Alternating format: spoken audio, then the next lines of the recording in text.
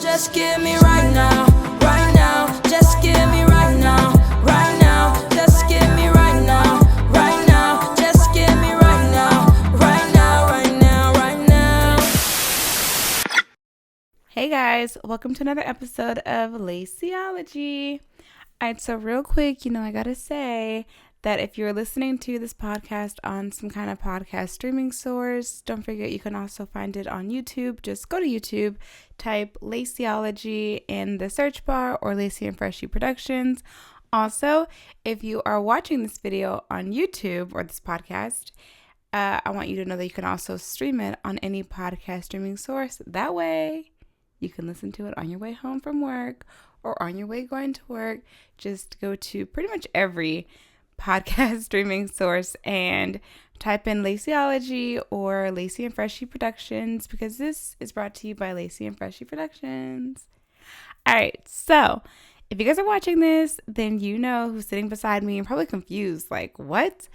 If you're not watching this, then you don't know who's sitting beside me. I'm going to tell you guys that I have wifey on the show.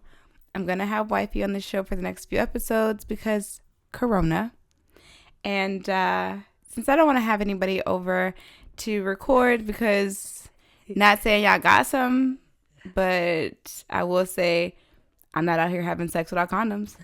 So, do not put myself, wifey, or our babies, okay, we got cats, in danger or jeopardy. I have elected not to have anyone on the show.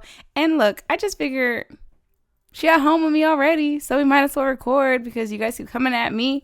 So, without further ado, is that the right thing to say? I don't know. Go ahead and introduce yourself, bae. What's up? No, I'm joking. What's good, everybody? It's your girl, Freshie. I'm just going to do a Freshie takeover while Rona's in town. And hopefully you guys get to pick my brain a little bit with bae. Ro. So we told the listeners and the viewers a little bit about you. Tell them about me. All right. So I'm an athlete. Well, I was an athlete, former professional athlete in 2 sports. I make music. You guys see that I'll be acting and trying to get into modeling a little bit. So director, photographer, videographer. I do a little bit of everything, just try to stay busy. Just a little bit, but today we're going to focus on sports. So we're going to cover sports because I'm not an athlete. I've never been an athlete because I was like, no, when I was a kid. And so I've always wondered, though, what happens to athletes, post sports. Right. And specifically female athletes. And I was telling her, one of the reasons why I wanted to talk about this is because I watch Love and Basketball. No, but for real, it's because I did watch Love and Basketball when I was a kid, and there was a girl in the movie talking to Monica about, like, well, what else is there for us? And she mentioned one of the players who stopped playing basketball, and she ended up working at a library. And so I've always wondered what happens to female athletes after sports, and the question has just never been answered because I don't see any female athletes outside of their chosen sport. Once they retire, it's like, where did they go? And so I decided to bring in my own in-house athlete to talk about sports. So before we do, please tell me how you would define athlete. I feel like an athlete is somebody that takes the physicality and the drive of working hard, like definitely working on themselves, their body, to aspire to a goal and to reach to the highest point that they can get to. Because there are a lot of people that are in sports, but that doesn't necessarily mean that they're a true athlete. Some of them just do it as hobbies, just to keep themselves busy. But to me, a real athlete is somebody that actually wants to be professional and try to get to the Olympics, or that they have a long-term goal in mind. It's not just something that they're doing to pass time. I like that. I like that a lot. I would say an athlete is Monica. I'm kidding, but I'm stuck on this. All right. So, what happens to female athletes after sports? Where do they go? I feel like a lot of us end up going in different directions. Honestly, like a lot of basketball players, for example, they start like their own camps. Like I know people that went to USC with Gamecocks. A lot of people know who they are, basketball. And they have their own training camps. They do volunteer works, and they really try to get involved with the kids to make them love the sport as much as they did as they were growing up. A lot of them get into actual coaching, so they go to like their old high schools, or they go to local high schools in their area or colleges, and they try to get in to be coaches, assistant coaches, or just like not like a walk-on coach, but like they'll coach for free to get the experience to try to be a coach somewhere else. Yeah, I mean that's what they typically do. Or they just fall off all the way and just do like personal training or yoga, or like they'll do something drastically different. And I feel like even with that, that's kind of tough because you either love the sport so much that when your time is up, let's say you got injured and you can no longer like perform, then you got to take a step back. Some people are just so heartbroken that they don't want to be involved with the sport at all, and so they'll just do something drastically different, like somebody who was a librarian. Bro, she was a librarian at the library. But see, I do know a couple of athletes, female athletes who did that. They created their own camps and stuff. I know one female in particular, she actually created a it's not even a camp. It's like it's a program for elite athletes, but it's not to teach them athletics. It's to invite athletes in while they're still in like high school and junior high, so that she can teach them contracts, accounting, money management, handle exposure, like stuff like that. That's really what she teaches them, which I love. Yeah, that's great. Like I love that so much, and it's a nonprofit organization, and that's I think one person that I know that was like an athlete and then turned, because a lot of people, they'll just work in their field, whatever the degree they have. And then they'll start telling you about stories later on where they're like, oh, yeah, Well, yeah, a lot of, especially like the athletes that I know, most of us got degrees in like communication. Yeah. And you can do almost anything with communication. Right. But it's also one of the more easier things to do while you're in school because you're so busy with sports that you don't want to do like nursing or like something that could also be a passion of yours. But that makes sense. I actually wish that I had a program like that I was involved in when I was growing up, because my parents didn't know anything. Right. A lot of people don't. Yeah. So you just, I love that she does that. It's the coolest thing ever. And she actually has like pro athletes come in and like volunteer with the kids on the weekends. And I like it. They do a summer camp. So it's really cool. All right. So talk to us a little bit about your athletic history. So I grew up doing everything. Well, not really track. I did track when I was like a little kid. All right, now not like rugby, but like I did volleyball, I did soccer, I did track when I was a baby.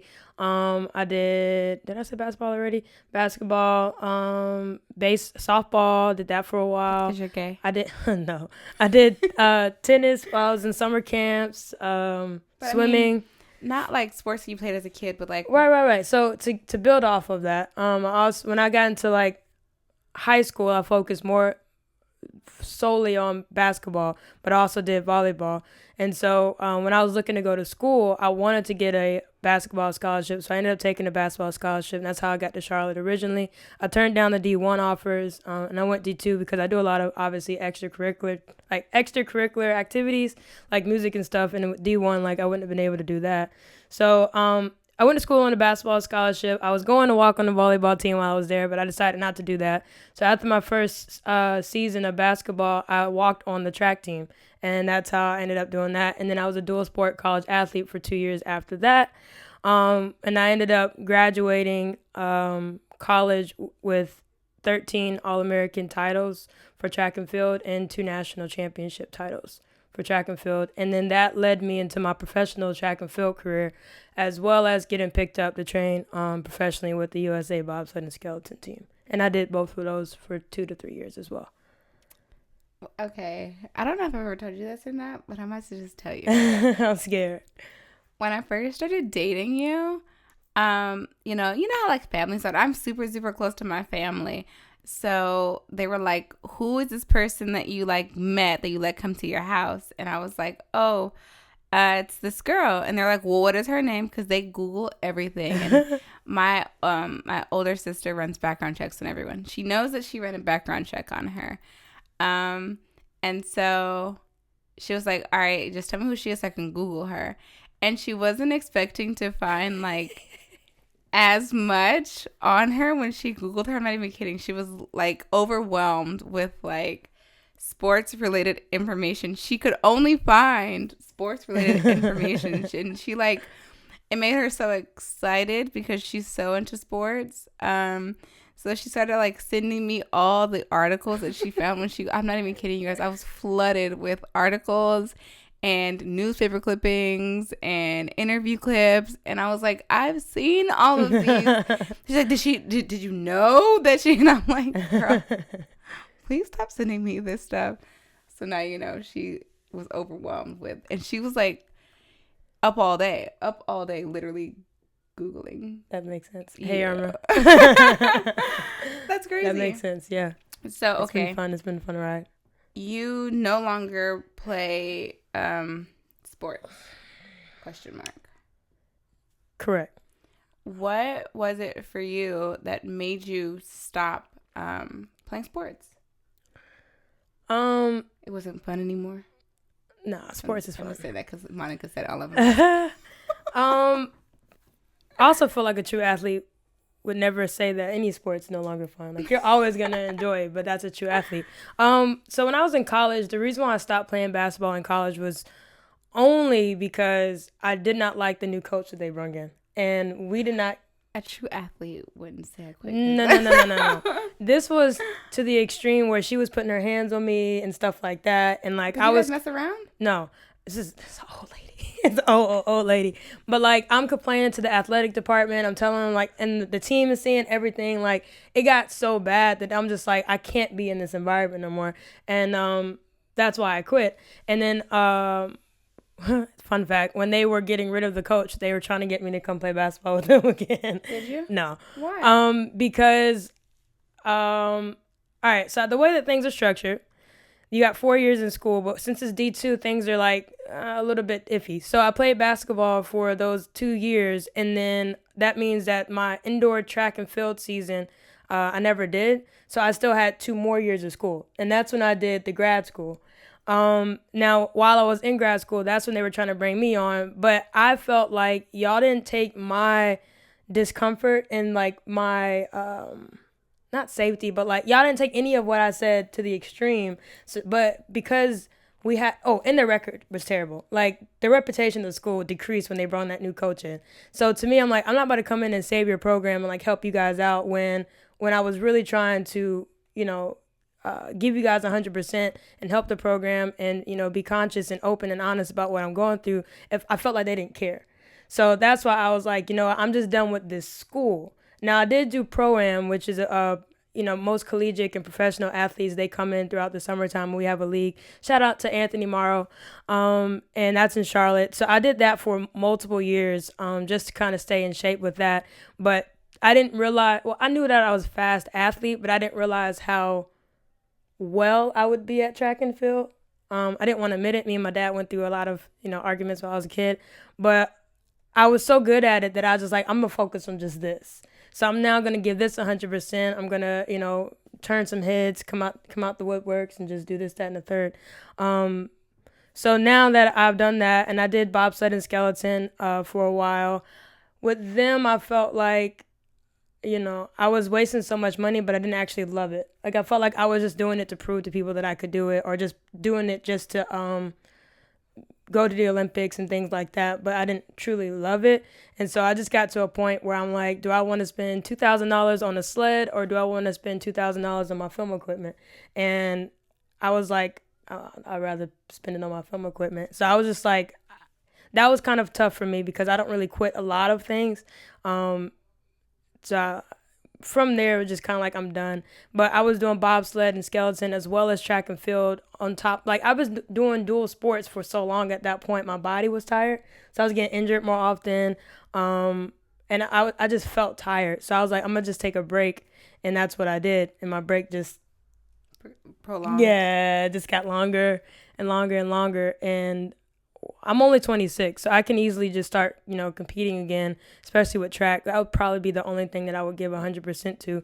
Basketball, I think I would want to, but I don't know. I wouldn't say that coach took my love for the game, because she didn't, but I just don't see it as what I want to do. Like, I knew as a kid I only wanted to make it to the WNBA just to prove to people I could do it. But track and field is one thing that I actually loved. So, right. But what made you want to take a break? Yeah, my body was tired. Like, I was physically just tired. Like, I had not had a break because it was track and field, and then it was once track and field, basketball.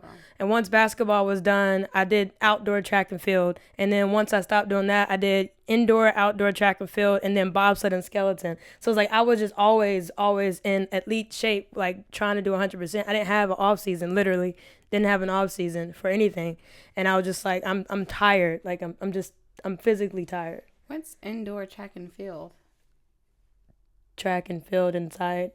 What's different? Like, what's the difference between So the outdoor track and field, the track is 400 meters. Indoor is typically 200, and then there's it's during the winter, so you don't run outside in the winter time.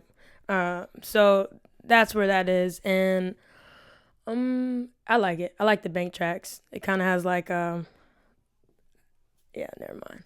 But yeah, I enjoyed it. That's mostly when I went to Boston and stuff, and I was competing professionally and collegiately. That was it. And that's also, I did the USA National Championships. That was indoor as well. So, what made you work outside of, because you're in the beginning of this, one of the questions I ask is like, what do a lot of athletes do once they're done, or like female athletes? And you said a lot of female athletes, work in some type of field of sport, or training. Why didn't I do it? Yeah. I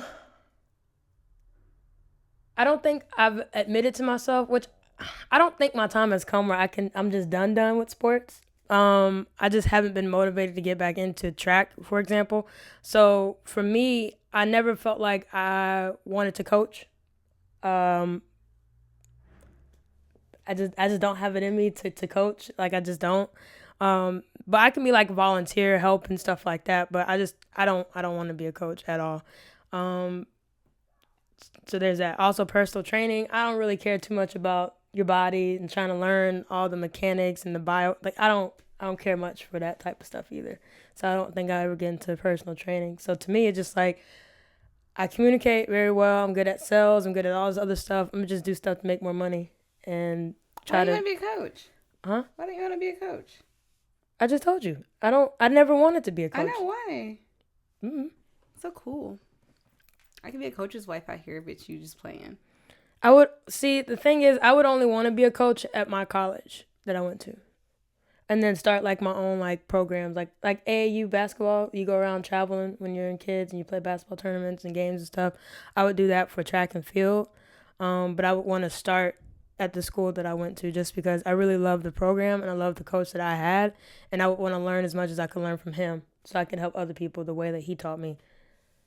Okay, so you talked about whether you wanted to spend $2,000 on a bobsled, skeleton sled, or $2,000 on film equipment. Yeah. How does an athlete, somebody that's dedicated to athleticism, how do they find love in other things? Or do you think that there are a lot of athletes that have love for other things, but they don't really explore it?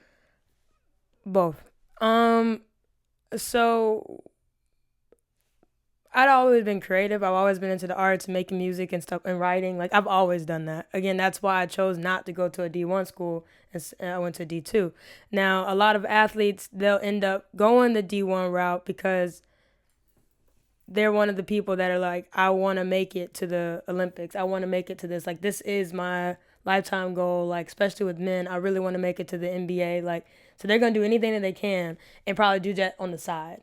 But for me, I always wanted to balance it out. And I wanted to do both. I always wanted to do both. And again, that's why I chose to go D2. So some people choose to just kind of make it, and then like what's one of the Ball's son, Lonzo, I believe, he just started making like his rap career. Kind of like Tiana Taylor's husband. Yeah. So like like you see like a lot of athletes when they've made it and they're like, all right, now I'm gonna do what I actually love to do too on the side. Like they'll go ahead and do that, but they're gonna give it 300% to get to that level first, and then just decide to do all the other things outside of that. But their main thing is always gonna be that sport. So for me, I always chose to do both. I couldn't see it doing it another way, honestly. Do you feel like a lot of athletes get stuck in that, when you're playing a sport, that takes up a lot of your time. So even if you are interested in something else, you can't like explore that because you don't have the time to do it. Mm-hmm. But more than that, do you think a lot of athletes get stuck in that realm of like people only see you as an athlete? Like I'll say Tiana Taylor's husband again. Because he was like, I want to rap, bro. And everybody was like, no, you don't. So now a lot of rap, like I want to say Shaq tried to rap funny. Long time ago. Right. Like a lot of athletes try to get into other things, but do you feel like people don't take them serious? And why do you think that is? I think people will take them seriously if they take themselves seriously. Like Shaq, he did it, but he was still it was kind of comical.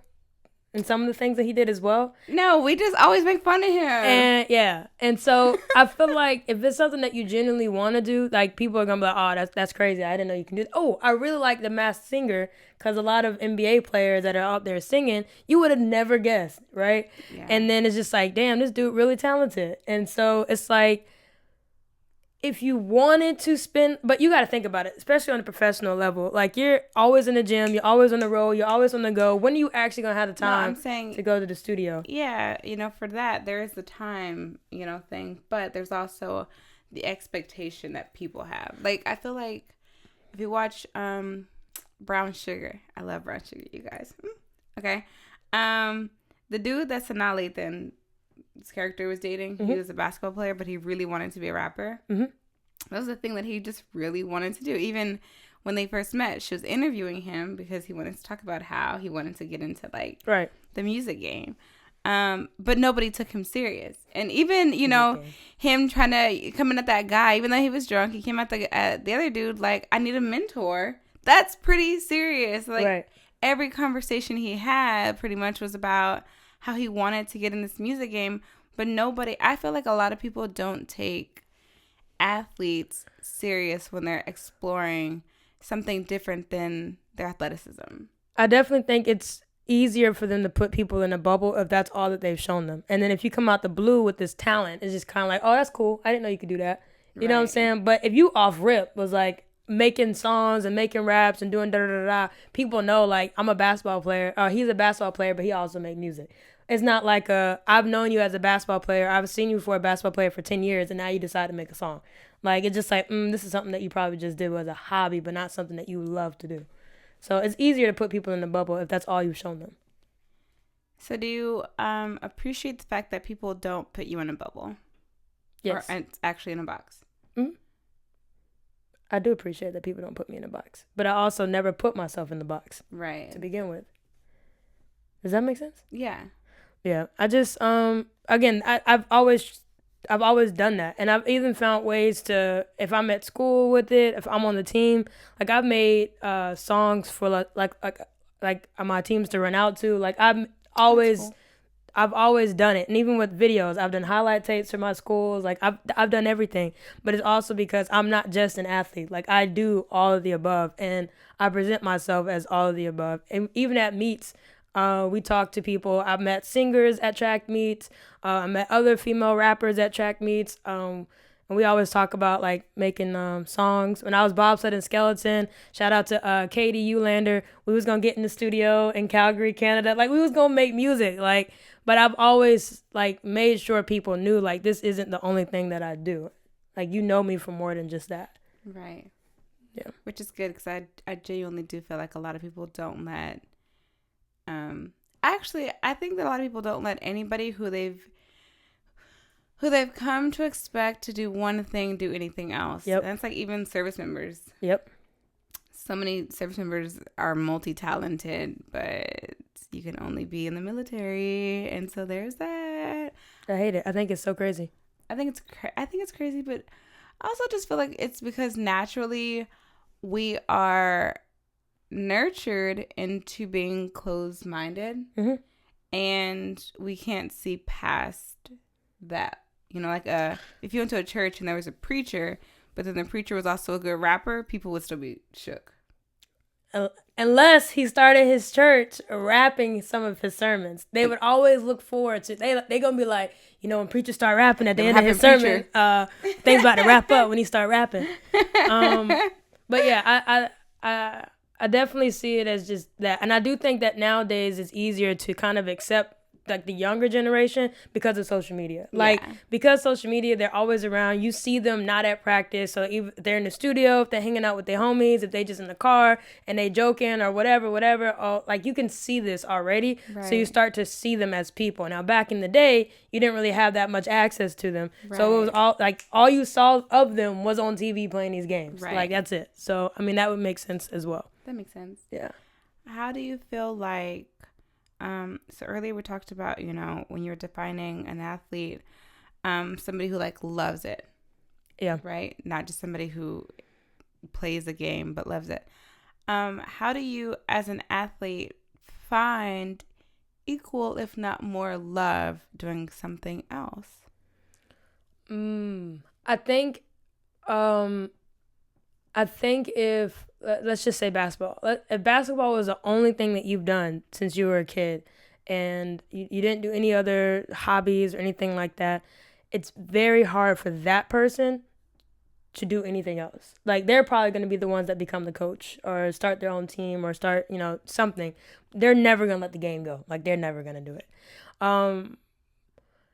But more than enough, there's something in everybody's mind and heart that they enjoy. They just haven't given it the same energy because sports has taken all their energy. Right. So it's easier for that person once they're done or they retire to go on and do something else like acting or something, because that's something that they've always wanted to do. They just didn't have the time to do it. So I think I wouldn't say it's black and white because there's a lot of gray areas and everything, but it's kind of almost as simple as that in a way. I remember when I was in high school, there was a guy who played football, and I don't remember what his position was, but whatever it was, people really liked it. And so did his team have the ball or didn't have the ball? Was he on the... He played football. Yeah, was he, like, around a lot of people, or was he by himself? I don't know. So, but I didn't go to football games to, like, watch the game. I went there pretty much because I had to, like, go there to, like, show face. Does that make sense? Mm-hmm. Anyways, but I was friends with all the athletes. And except for the females. I don't know. Girls and me. Anyways, this guy, we were pretty good friends, and he's a football player or whatever, and all the girlies liked him, but he also really liked to draw, right? And he was like really, really, really super into art, and that was a secret thing that he had, and he genuinely felt like he just couldn't like tell people that he was into like art and drawing, so he didn't tell people that. Mm-hmm. But I think that goes into one, putting yourself in the box, and two, letting like society's expectations for you, because right. he was super duper known, you know, for sports, and super duper liked and loved for it, and that's what the girls paid attention to, and nobody's paying attention to the dude in the corner doodling. That makes sense. Honestly, a football player that draws, you know what I mean? Like, that's so cute. I loved it. But I'm sure a lot of them draw, but it's just, especially if he was like a big dude, like a linebacker or something like that. Like, I think he was a big dude. Yeah. I think. But it was high school, so I mean, how do you know? I dated a guy when I was in high school. Oh, I didn't date that guy, but I dated a guy in high school who, he played football. He was the person who I think caught the ball and ran. Running back? Like, that's how they started? Like, he caught the ball and ran. Like the dude from All American. Oh, okay. The quarterback Throws the ball. Throws the ball. The wide receiver. Oh, is that what it is? I don't If know. he was all the way on the end, wide receiver. I don't know. All I running know back is could also be that. he caught the ball and ran. That's what he did. And but this guy, he used to like, he was super duper duper into like poetry, which for our generation means that he was super duper duper into rapping. And so when we dated, he used to like he used to write me like yeah, you guys do because we did the thing. Okay, so he used to write me these like letters, right, and like put them in my locker, and it'd be like poems, like 2 and 3 page like long poems. And then he would like on the phone at night, he'd be like rapping to me, like, I wrote you a song, but it wasn't a thing that like he would like do it in like the talent shows and like for fun, but he loved it. He really, really, really would stay home on Friday nights when everyone else is out celebrating because they won to write. But it was never something that he explored because he felt like he just had to be that person that caught the ball and run, which sucked. And I didn't understand, like growing up, because I'm not an athlete, I never understood how as a person you could let people put you in a box because I never had that kind of pressure. Well, a couple of things. Like, they don't brainwash you, but like anybody would tell you, like, you have to give this 100%. Right. Like, that's the only way you're gonna make it. That's the only way you're gonna make it. That's the only way you're gonna make it. So when you have those chances to, you know, go to a record company, possibly get a record deal, but you also have a championship the same weekend, you gonna choose to go to that championship over that record deal. Like, if you really want to be an NFL, right, like, because they make you choose. I wouldn't say they, but society kind of makes you choose, or you feel like you have to choose instead of do both. All right, so typically I do this in the beginning of the show, but I'm actually going to do it right now. And that is, let's talk about some stereotypes. Okay. Female athletes. Okay, so first, let's just get it out there. One of like the biggest stereotypes is that, and maybe I don't know if you're the right person to ask this question to because you are the stereotype, but Thanks a lot.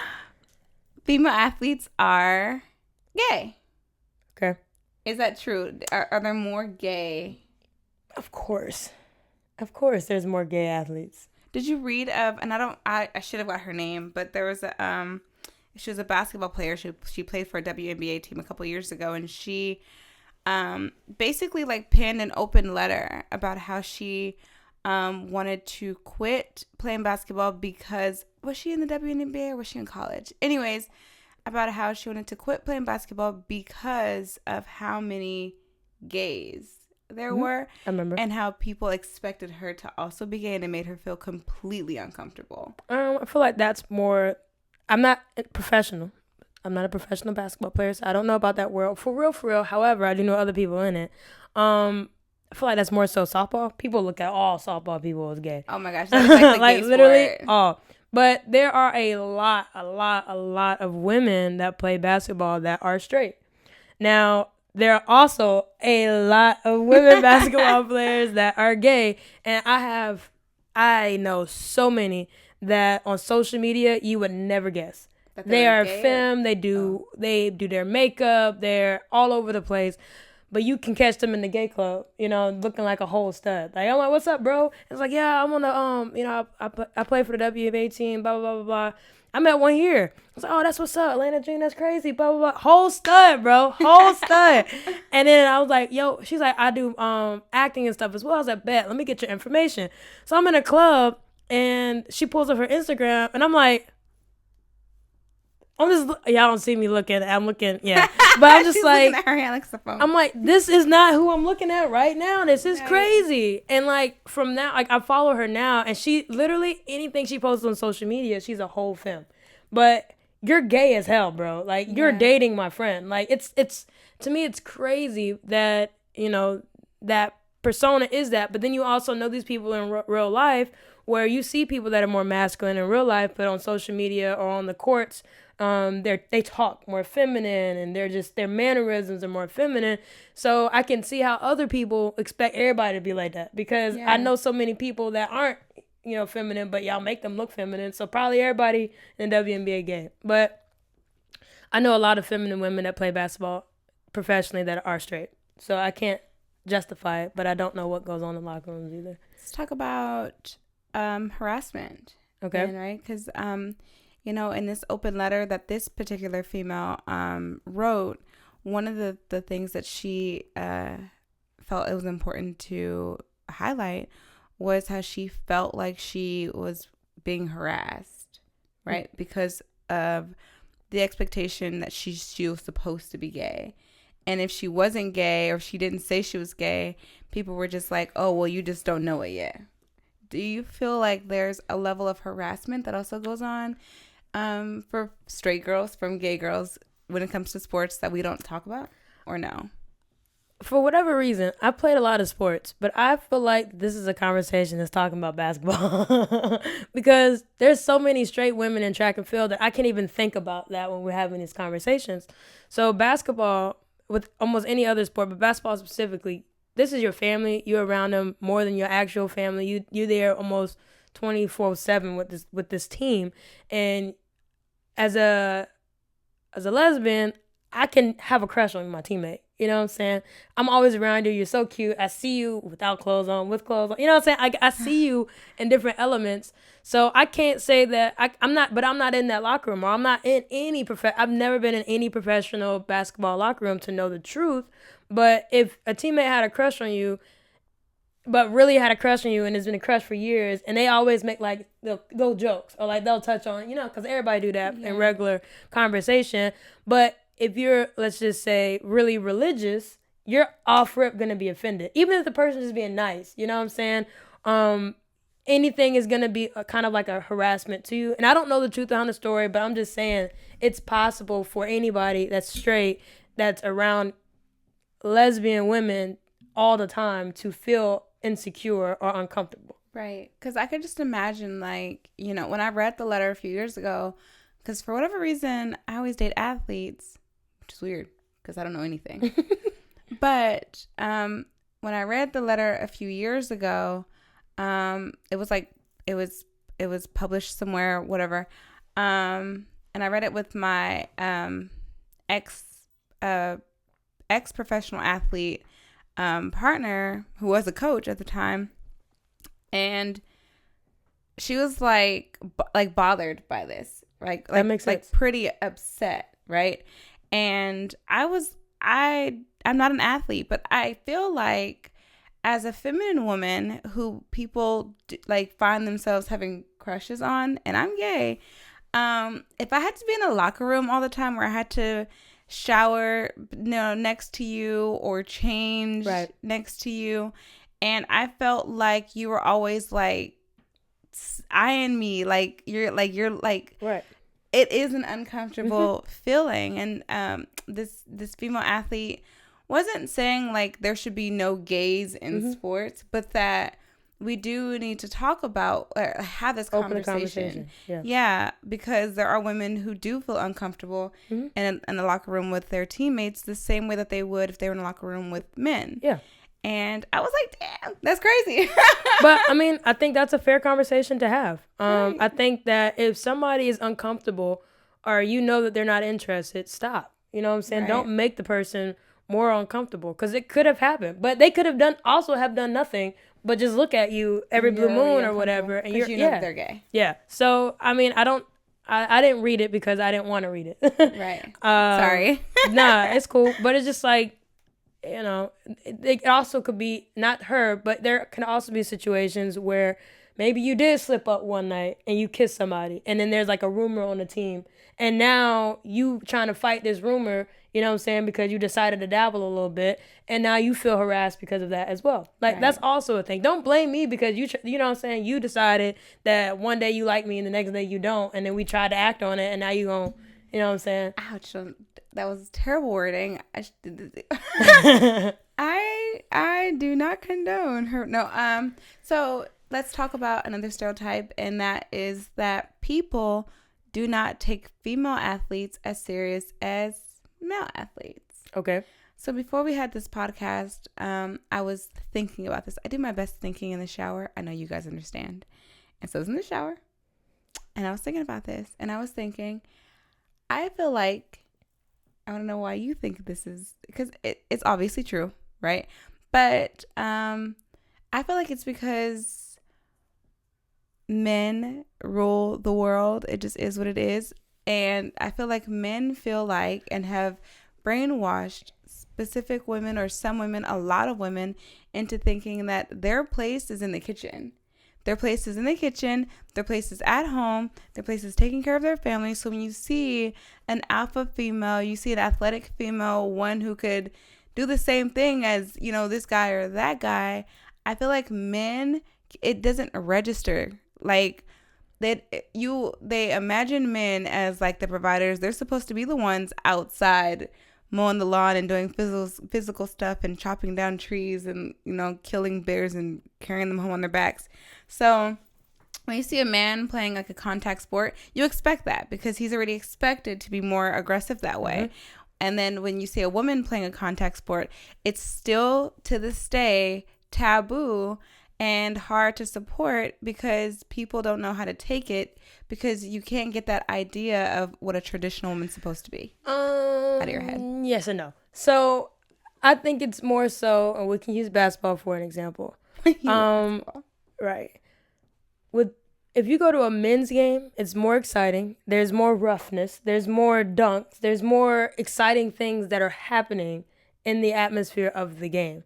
Now you go to the women's game, they're more, even the refs, male or female, you can't touch as much. So there's not as much roughness. So the excitement isn't the same watching a women's game, and we hate it as an athlete. That's what I'm saying. But it's because who's making the rules? But who's creating the guidelines? But it's been like that. And even just like before, you know, Brittany Griner, and people dunking, and Lacie, anyway, before them, the people that were dunking, like, there's not a lot. Like, you might see her do it every blue moon, but it's still not to the same enthusiastic. But I read it's because the placement of the actual net, like the height of the goal. Yeah, they aren't placed for women for most women, for the average female basketball player to actually dunk.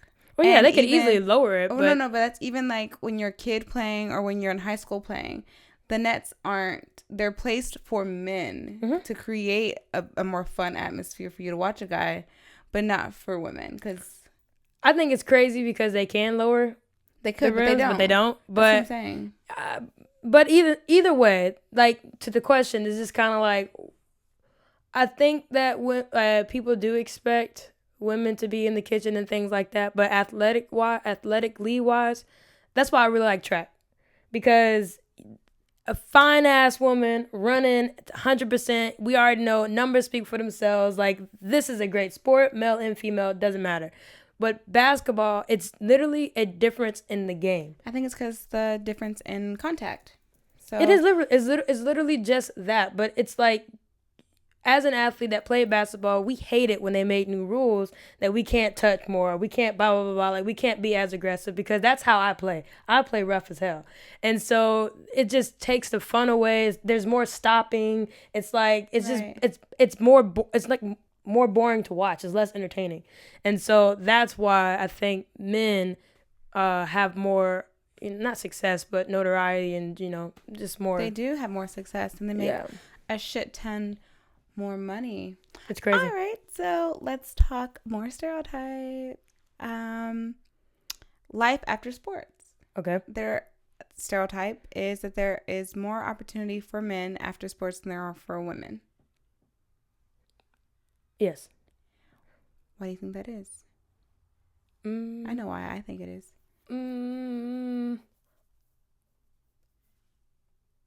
I just feel like people idolize them more. They put them on a higher pedestal. So even if, you know, you're a famous baseball player and you retire, they expect you to be a anchor. You know what I'm saying? They expect you to be on ESPN and talking about other players and stuff like that. They also they think that men know more. So when that female became, I forgot her name, the first NFL coach, that was a big thing, because I appreciated that somebody actually, understood, like, it doesn't matter if you're male or female. You can know more than somebody else in this room, and truly gave her an opportunity. And she's so cute. Yeah. That's gay. But it's just like, power to the people, you feel me? But it's just like one of those things where they just expect them to know more and be able to talk more about sports. They don't expect a woman to be able to talk about what happened in the NFL game last week and then talk about an entire roster of the NBA team and then also know about the baseball and stuff. Like, they expect men to know more and be more diverse. So that's why I think that's a thing. I definitely agree. And I think that because men unfortunately rule this earth, that I feel like it's because they're more popular. So it's like when you see a face that you've known for a long time on the screen, it's easier for you to, earlier we talked about like relatability. It's easier for you to relate to them on an emotional level, which then makes you more interested in what they have to say. But for a lot of women, because female athletes aren't necessarily popular, like they all have their fan bases, but they're never as popular as like men. Right. Like your handful in history who have been. So when you see like a retired female athlete, or even one that still is playing the game today, coming on a show to talk about sports, you don't know her. Right. So it's like, bitch, I don't know you. Right. Who are you and why do I care about But that's your another opinion? thing that they talk that we complain about is just like, you guys, how many times have you walked into Walmart and seen, NBA basketball posters? They don't really have any WNBA posters along with those posters. Right. You always see when they have another NBA game like playing on TV or whatever. Right. Or they talk about when the next game is going, but you rarely see any, promotion for a WNBA. So no, they don't get the recognition that they deserve, but it's because they don't give it to them. Like they choose to not, because they gonna make more money off the men. Right, and networks aren't paying for that, so it's like I'm not doing that, which really sucks because there are some fine ass female athletes out there you guys should probably pay attention to. So they should pay attention because they fine, not because they talented? Yes. Well, I don't know how to like judge talent either. That's why I love track. I was talking to Kia a few weeks ago, and I was asking her like, how do you choose whether an athlete is good? Like, how do people choose that like to like love LeBron more than the other people on his team?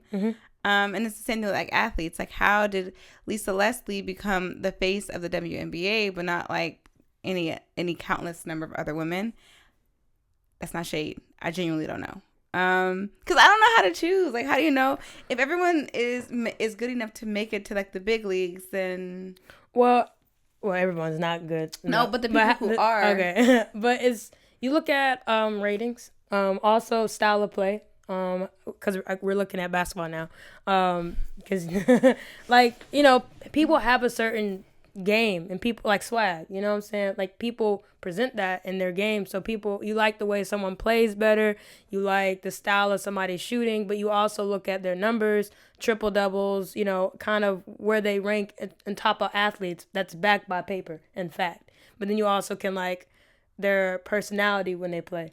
So it's a number of things that make you idolize or really support an athlete. Most of it is usually judged by how they actually perform. She's shrugging if you can't. I just shrugged. If you guys are listening, I don't even know. Okay, so I loved having this conversation with you, and we could talk about sports probably all day because there's so many things that we don't really dive into. And there are so many things we didn't dive into today when it comes to sports, and some conversations that were like, let's just fly by this real quick. Because we don't talk enough about female athletes, there's so many things left to talk about with female athletes, but we don't got that kind of time today. So we are going to end this video. But before we do you have anything that you'd like to say to the viewers, including your social media handle? Yeah. So you can find me on all platforms. Freshie Official. That's FRESHIE Official on the gram.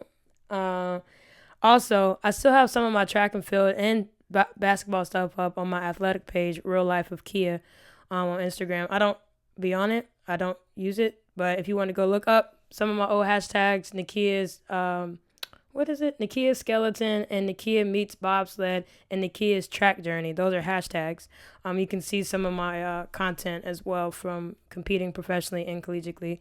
Other than that, if you have a love for the game, if you have a love for a sport, you can figure out a way to still be around it. Yeah, that's all I got. I'm trying not to ask another question. What's up? No. What's the question? We are no longer taking or asking questions. Taking questions? What is it real quick? No. I can answer it short. What is it? Well, you said if you love the sport, then you'll find a way to be around it. And then when you defined athlete, it was somebody who loves the game, but you're not around sports. Yes, I am. I'm literally in a group message about a basketball game that was supposed to happen today that got postponed. Like, I always... You were never even going to go. Bro. You were because never of Rona, play. She said it was outdoors. So you're in this group message, but you're not... I said, if it's inside, I don't want to do it. So I thought about it. And we talked about other things. But I still want to run track. I had just not been motivated to get back in it. I felt very discouraged. I felt out of shape. Like, it's just a lot to get back to where I've been at because I had been in such an elite shape for so long. So I'm not in not environment, like home environment, but I don't have a team here. So it's hard for me to get motivated to get back in it because I still can go back and run professional track. I can go to professional track meet tomorrow if I wanted to. I just don't believe in it myself, but I do want to get back into track. Maybe not basketball, for real, but track, for sure. We'll see. Follow me on Instagram. If you want to do something, you find a way. Yep. There's a will, there's a way. With no excuse. Yeah. Team or no team. Yep. That's true. I just know how I work. All right, you guys. I work better in group settings. This is LACIOLOGY, and we just talked about life after sports with Freshie Official. Don't forget to follow her on social media. Also, don't forget, if you're listening to this podcast on a podcast streaming source, you can find the video recording of this podcast on YouTube. Just type in LACIOLOGY in the search bar on YouTube, and booyah, your girl gonna come up. It's crazy. And if you're on YouTube watching this video, hey, and you want to listen to this, like when you're driving to work or like driving home from work, you can just go to pretty much every single podcast streaming source and type in LACIOLOGY, and guess what? The audio will come up, and then you could just listen to my voice. That's it. And don't forget, this has been brought to you by Lacie and Freshie Productions. Gang. Bye, guys. Peace.